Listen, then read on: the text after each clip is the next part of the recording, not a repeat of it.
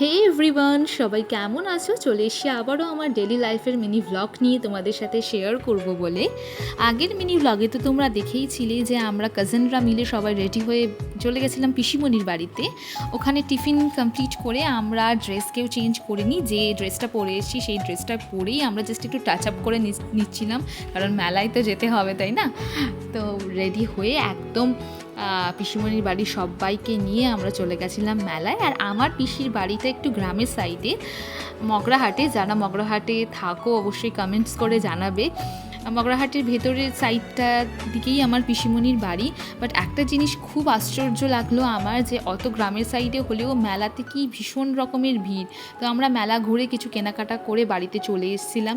বৌদির হাতে হাতে এখানে আমি একটু কাজ করে দিচ্ছিলাম, কারণ আমাদের পিসির বাড়িতে মেলা হলে প্রচুর লোকজন আসে আর একা বৌদির পক্ষে করা সম্ভব নয়।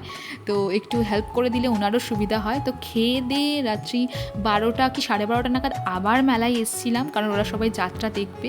আর আমরা তো আর যাত্রা ফাত্রা দেখি না, আমরা একটু ফের দোকানপাট ঘুরছিলাম যে আরও কি কেনাকাটা করা যায়।